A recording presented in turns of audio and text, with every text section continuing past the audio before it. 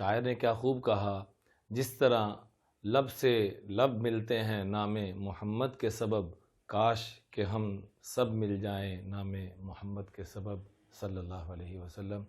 کہ لفظ محمد جب آپ بولتے ہیں تو آپ دیکھیں کہ ہونٹ مل جاتے ہیں، محمد صلی اللہ علیہ وسلم۔ تو شاعر یہ کہنا چاہ رہا ہے کہ جس طرح نام محمد کے صدقے سے ہونٹ مل جاتے ہیں، کاش آج ہم ان کے نام پہ ہم بھی سب مل جائیں، تو اللہ کی قسم محبوب علیہ الصلوۃ والسلام کے قدموں کے سب سے زیادہ قریب وہاں ہم ہوں گے۔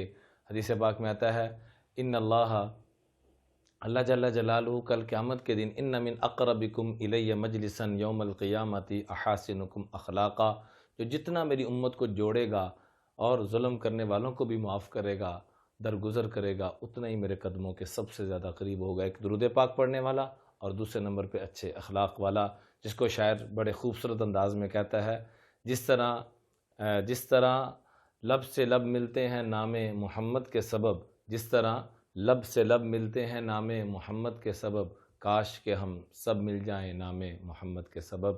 تو اللہ جل جلالہ نے اپنا نام بھی اللہ ذاتی نام، اپنے محبوب کا ذاتی نام محمد، دونوں میں 4 حروف ہیں۔ عام طور پر کسی کے نام میں سے ایک حرف کو کم کر دیا جائے تو ادھورا معنی ہو جاتا ہے، لیکن دیکھیے کیا وہ شان والی ذات ہے، اپنا نام بھی ایسا رکھا کہ ایک حرف ختم کر دیں تب بھی وہی معنی، 2 ختم کر دیں تب بھی وہی معنی۔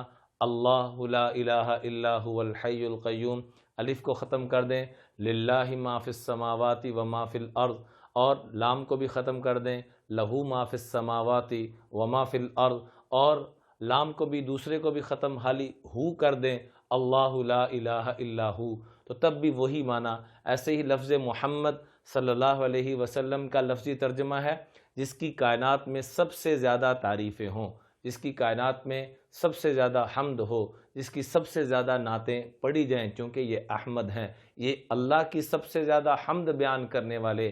آسمانوں پہ ان کا نام احمد، زمین پہ دادا نے نام رکھا محمد، اور یہ اللہ نے چھپا کے اپنے محبوب کے لیے نام رکھا، کسی اور کو یہ نام نہیں رکھنے دیا۔ محمد، جس کی سب سے زیادہ تعریفیں ہوں۔ اس کے بھی 4 حرف ہیں، میم ہا میم دال۔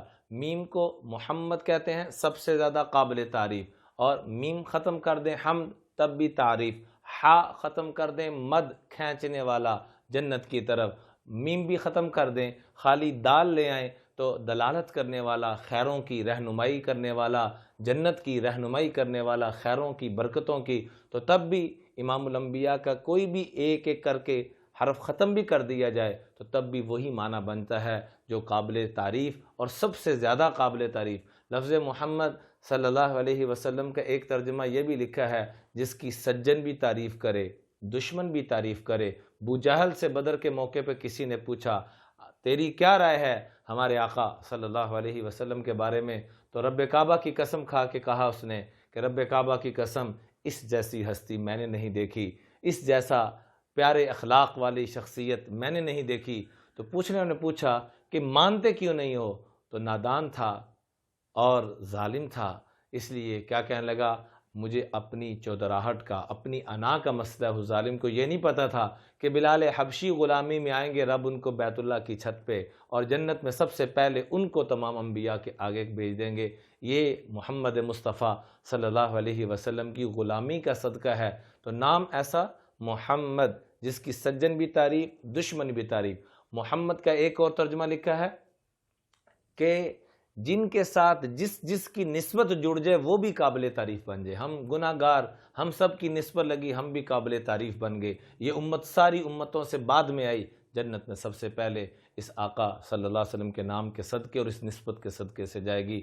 مائی حلیمہ کی نسبت لگی تو ان کی جھونپڑی کائنات کے سارے محلوں سے بڑھ گئی، اور مکہ مکرمہ کی نسبت لگی، مدینہ منورہ کی نسبت لگی تو رب قرآن میں قسم کھا کے کہتا وَأَنْتَ حِلٌّ بِهَذَا الْبَلَدِ، میں اس لیے قسم نہیں کھا رہا مکہ پاک کی کہ میرا گھر اس میں موجود ہے، اے میرے محبوب آپ کے قدم اس کی گلیوں میں چل رہے ہیں۔ تو اللہ نے ایسی نسبت والے ہمیں محبوب عطا فرمائے۔ اللہ سے دعا ہے کہ اللہ ہمیں اس نسبت کی قدردانی کی اور اس نام کے ساتھ نام رکھنے کی اور اس نسبت کو اختیار کرنے کی توفیق عطا فرمائے۔